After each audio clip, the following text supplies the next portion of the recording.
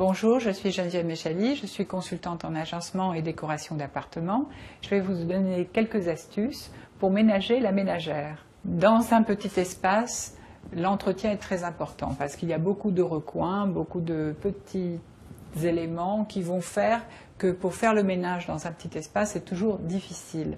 La première, c'est de mettre le moins d'éléments au sol, c'est-à-dire de mettre vraiment le minimum de meubles et surtout ménager chaque espace d'une manière très fonctionnelle et de ne pas mettre trop de choses qui vont vous faire bouger toutes ces choses à chaque fois que vous allez vouloir passer l'aspirateur.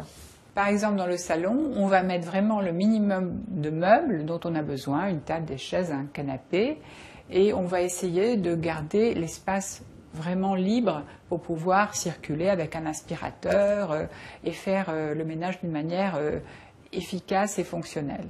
Dans la chambre, c'est pareil, il n'y a pas de place pour mettre des tables de nuit et de toute façon, derrière les tables de nuit, il y a toujours des recoins à poussière. On a opté pour des petites tablettes murales pour mettre un réveil, un livre et tout ce qu'on veut, et on évite justement de multiplier des petits meubles qui vont occuper le sol, d'abord en volume, mais aussi qui vont créer des espaces difficiles à entretenir.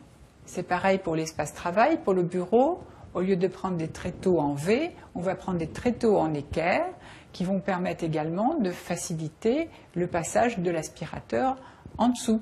Et en plus, on a plus de place pour les pieds et pour mettre également un meuble, pour mettre une imprimante, etc. Donc on va toujours essayer d'imaginer à la fois la fonction, mais comment on va entretenir et comment on va pratiquer justement ce meuble d'une manière efficace. Pour les sanitaires, on va opter pour des éléments suspendus.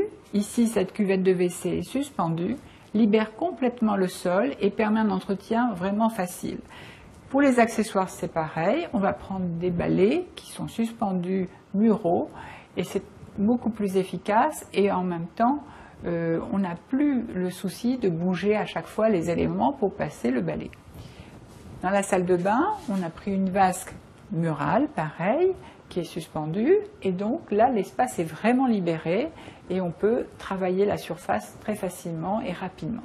Pour les fenêtres, au lieu de prendre des rideaux, des tentures qu'il faut faire nettoyer régulièrement ou dépoussiérer, j'ai opté pour des stores enrouleurs qui sont fixés au plafond, qui libèrent complètement la fenêtre, qui permettent de nettoyer les fenêtres facilement et en même temps qui peuvent occulter la lumière. Donc vraiment toutes les fonctions sont remplies et l'entretien est facilité. Pour la cuisine, c'est pareil, on va opter pour un bloc complètement compact.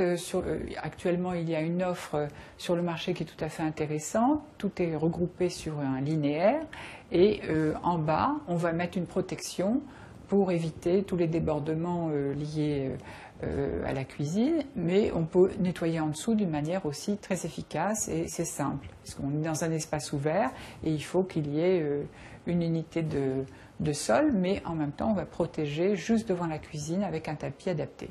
Donc voilà quelques astuces pour éviter les pièges à poussière et ménager la ménagère.